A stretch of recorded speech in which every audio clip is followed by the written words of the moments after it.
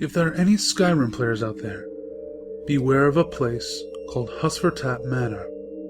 It exists just outside the playable area in the southwesternmost end of the map, directly south of Markarth.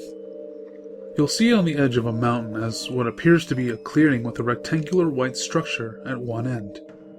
I found it one day while playing around with the console commands on the game.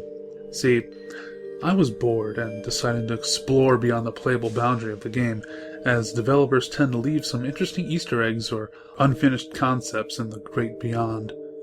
So I used a command allowing myself to clip through the invisible wall that prevents you from leaving the map and explored around a bit. For the first hour or so, I didn't really see much besides empty forests and mountain ranges. I did come across the model for what looked like an early concept for the Falmer, and one of the developers apparently carved his initials into the side of a mountain, but that was really about it. Finally, while approaching the southwest mountain range, I thought I saw what looked like a structure on the other side. My curiosity sparked. I clambered up the mountain with surprising ease and landed in a large grassy yard in front of an enormous white mansion. In front of the mansion was a simple wooden sign that read, Husfertap Manor.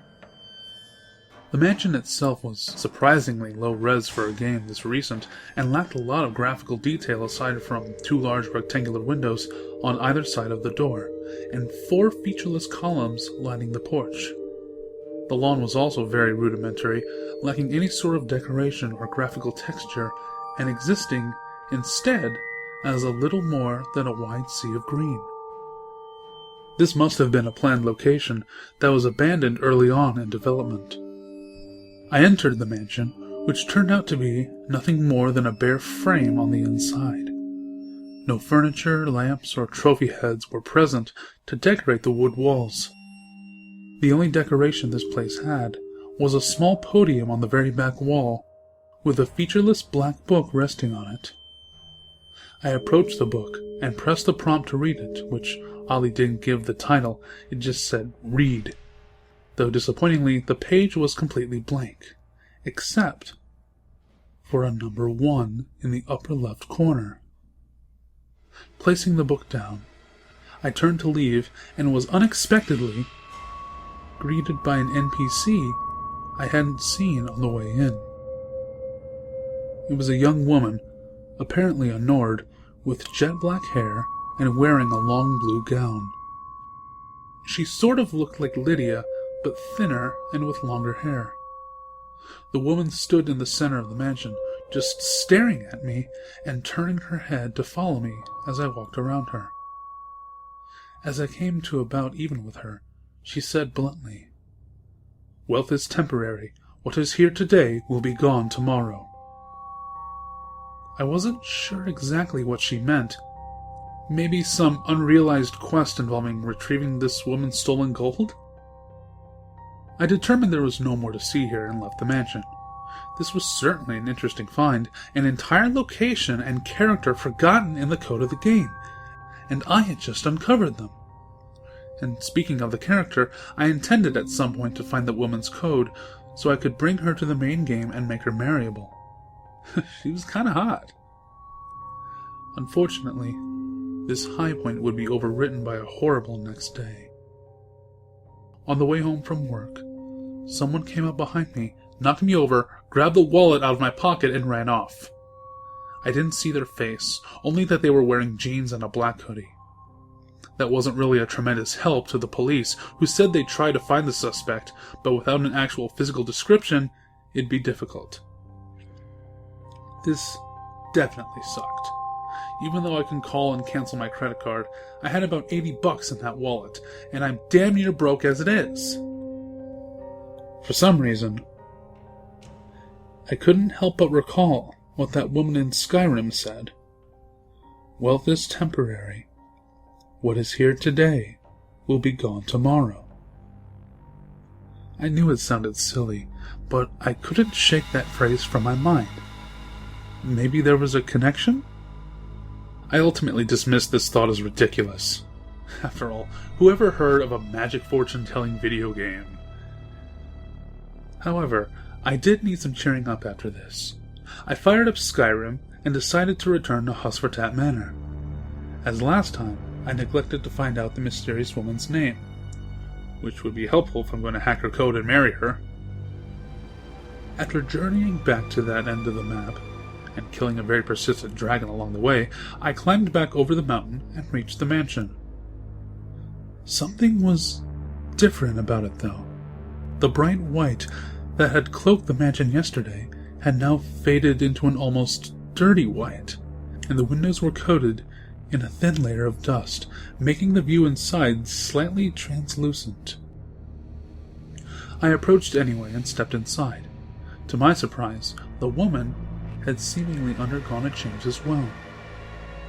She was a few inches taller, her hair was also a lighter shade than before, and she had more noticeable frown lines.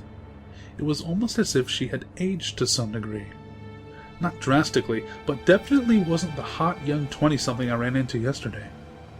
The woman's deep blue gown also looked a bit faded, as though it too had aged. As I approached, I noticed that the prompt to talk to her never appeared, making it impossible to know the woman's name. When I looked to face her, she offered me a faint smile coupled with a slight sigh, almost like she was faking being happy to see me. "A man works hard for his coin," she said suddenly, "but when he ceases to be useful, he is cast away to starve." Great, another cryptic message from an unmarriable NPC of unknown name in a bare house with nothing but a useless book. Disappointed, I left Husfertat Manor for what I intended to be the last time. It was a neat find, but there wasn't anything of real value there. The next day, I was hit with another whammy. As I came into work at the corner gas station, my boss pulled me into his office and told me that the place had gone over budget and he had to let a few of us go. And sadly, a certain someone was among these few.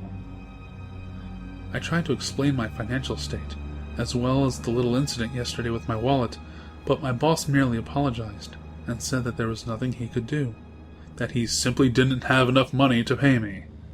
Whatever, that was a crap job anyway. As I walked home, a thought came to me. Besides my hatred for my boss, that is. This was twice that the woman in blue had predicted my fate. The other day, she said something about the loss of wealth right before I get mugged, then just now she mentions workers being cast away, and here I am, unemployed the next day. I know I just dismissed this thought as silly, but what if the mysterious woman was predicting my future? That night, I decided to show the Easter egg to one of my friends, who'd also been trying to explore the outer fringes of Skyrim with no luck. I had explained to him all the weird things that had been happening, including being mugged, losing my job, and the cryptic messages that predicted both.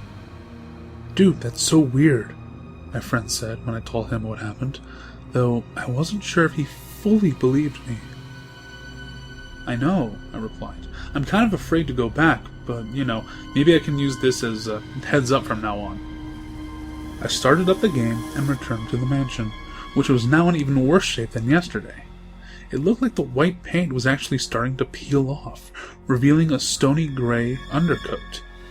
Tiny cracks were also beginning to form here and there, if nothing else, giving the mansion some texture and personality, albeit an unpleasant one. When I entered, I saw the woman had aged again as well. This time, her hair was beginning to gray, and she had noticeable wrinkles on her face. She looked like she was about in her 50s this time around. Her dress was also beginning to tatter and lose its color. "I thought you said she was a young woman," my friend said. "She was last time. She ages every time you visit the house," I replied. My friend was confused by this, and with good reason, seeing as how NPCs in this game don't age. As I approached, the woman exhaled and her face almost looked sad. "Your home is your sanctuary, and you do all you can to preserve it," she spoke. "But what happens when others aren't as responsible?" Her tone sounded very melancholy. "Did you hear that?" I asked my friend in an alarmed tone. "I didn't hear anything, dude." When she opened her mouth, all I heard was static. I packed up my computer in a hurry, ran out the door as fast as I could, and tore down the street towards my apartment. Maybe I could get home in time to stop whatever was going to happen. Just because the game predicted it doesn't mean it happened yet, right? There still might be time, I thought to myself. There might still be time. I didn't need to get close to see the flames. What used to be my apartment building was now a glowing orange inferno. Firemen were already at the scene attempting to quell the fire, but it wouldn't be enough to salvage my burning home. Speechless, I could do nothing but look on in despair at my room, crumbling and falling to pieces before my eyes. "I'm gonna have to ask you to stand back, sir," one of the firemen ordered me. "What the hell happened?" I cried. "One of the residents left their stove on and gas spread into the air. We think that they went to light a cigarette and the entire room went up in flames. Did you live here?"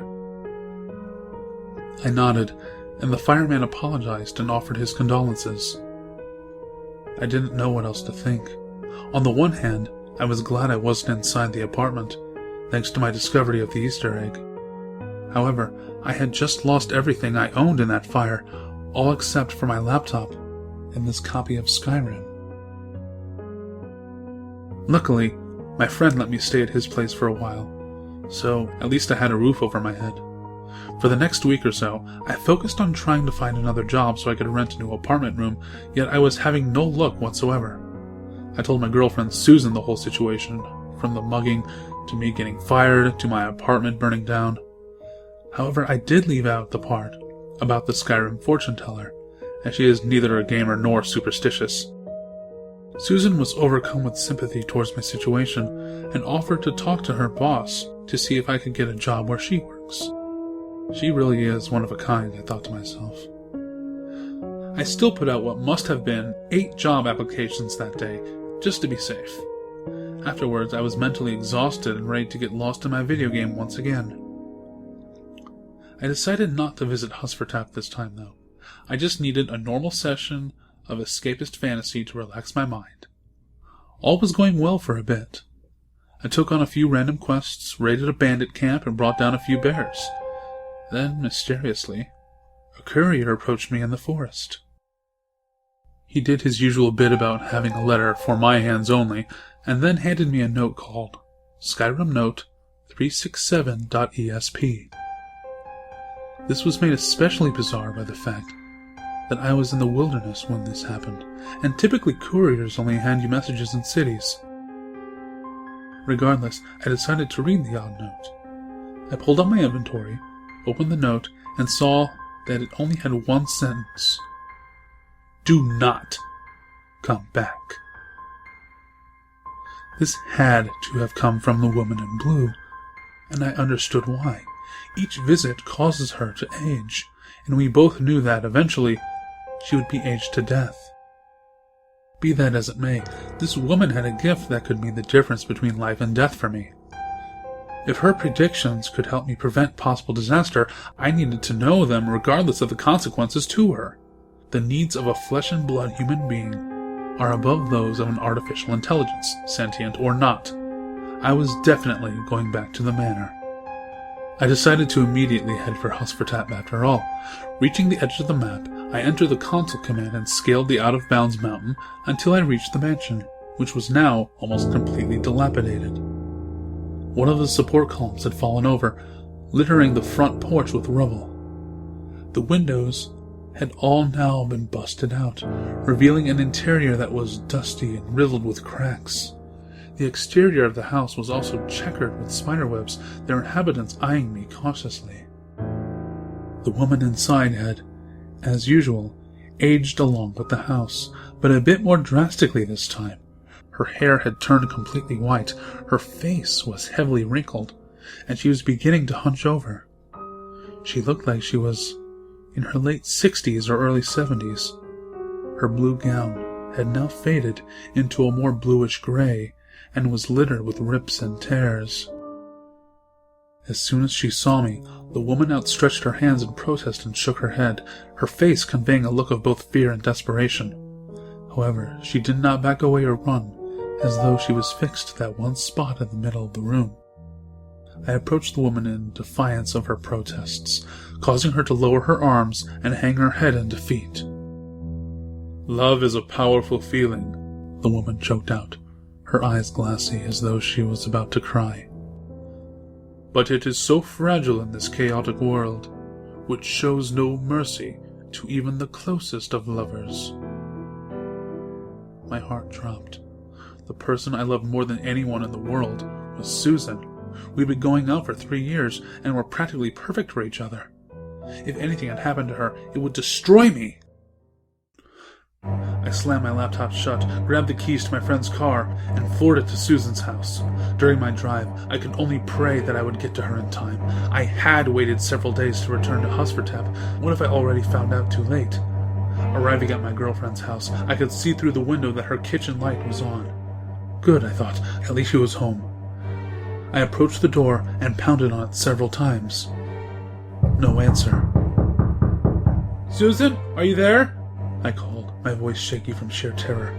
After a few seconds, I knocked again, my strikes louder and more frantic this time. "Susan, please, open the door!" pounding furiously, to which there was no response. I was mortified now. Unable to waste another second, I rammed the door as hard as I could with my shoulder. Once, and then a second time.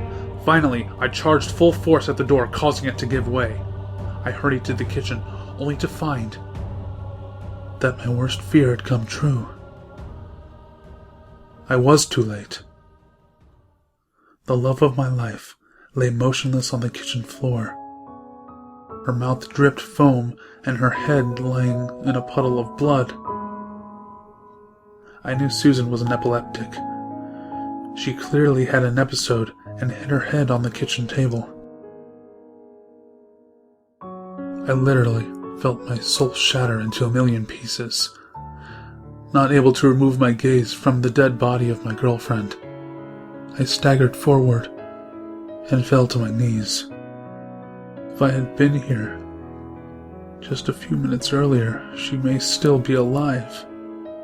I lifted Susan's head out of the puddle of blood and held her to my chest, sobbing uncontrollably.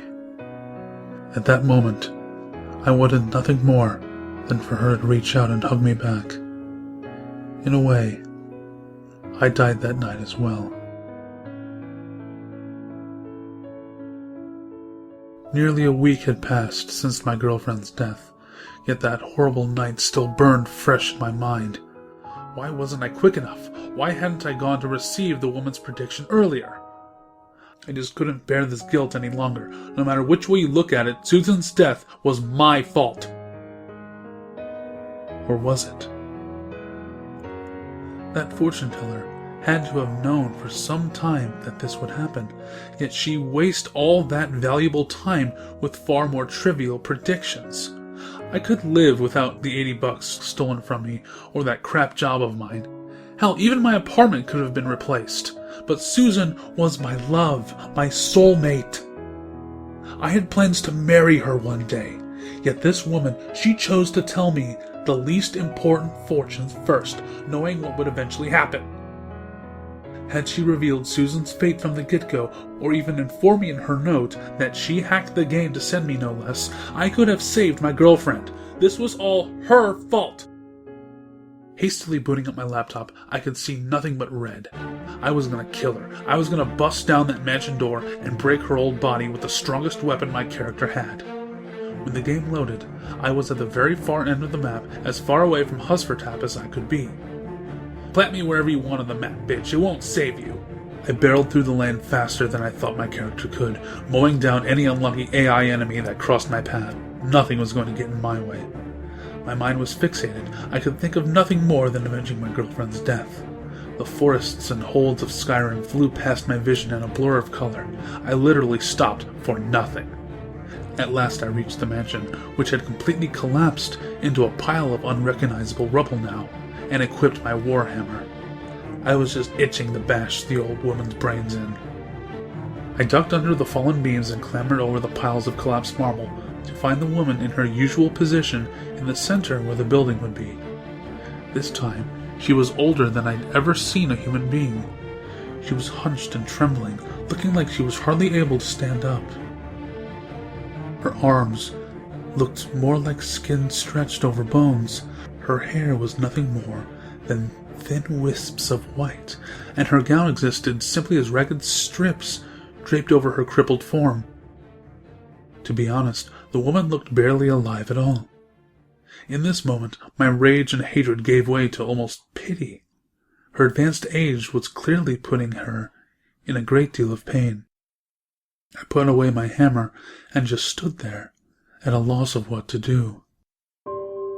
"You came back," the old woman breathed, in what was little more than a loud whisper.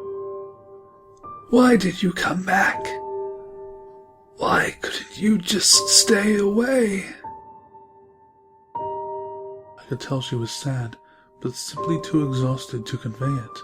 At this time, a moment of clarity came over me.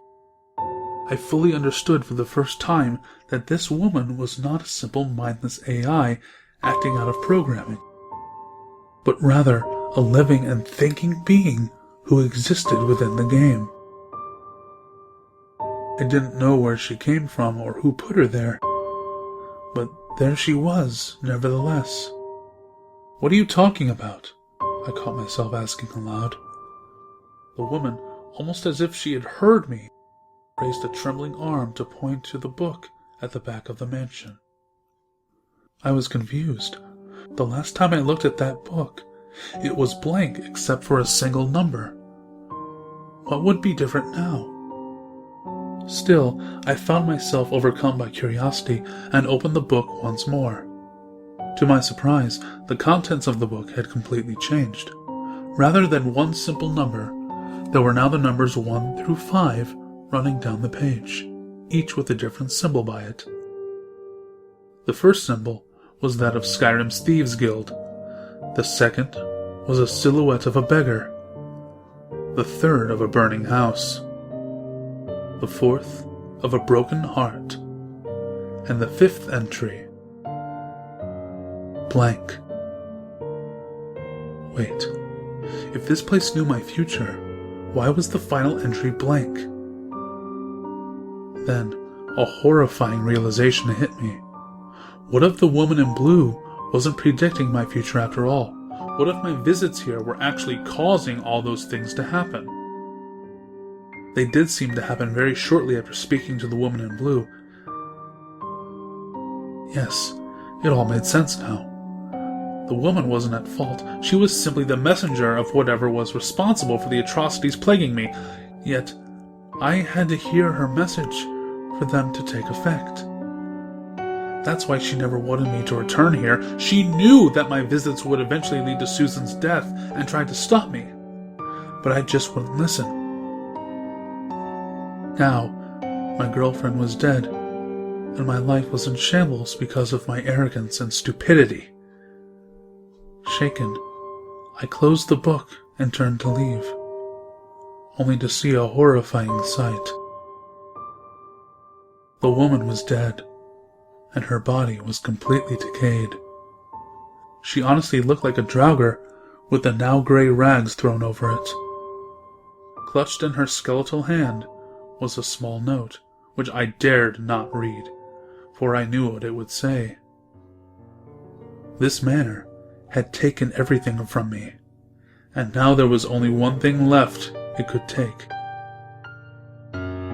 Terrified and still furious, I switched the computer off, ripped out the game disc, and tossed it in the trash, ensuring the manor's final curse went undelivered. Nearly a month has passed since I threw the game away. I am completely broke now and still without a job. My friend's sense of charity is gone, and he kicked me out, and I have no family who can take me in. So now, I am completely alone. The only possessions I have now are the clothes on my back and my laptop, which I intend to sell after I type this, so that I can finally get some fresh food for once. I still have no explanation for what happened to me, or where Husfertat Manor came from in the first place. All I know is that there are forces in this world we can't even begin to understand, and, when tampered with, they will destroy us.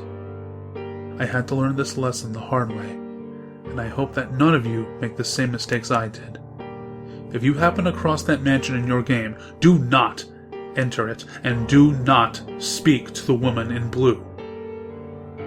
As for me, though I will always revile that place for what it did to me, every night when I go to sleep, I toy with the idea of going to the landfill and finding that copy of Skyrim, so that I can return to Husfertat Manor and receive its last message. After everything Husfertat Manor has taken from me, maybe now it could finally give me something. Peace.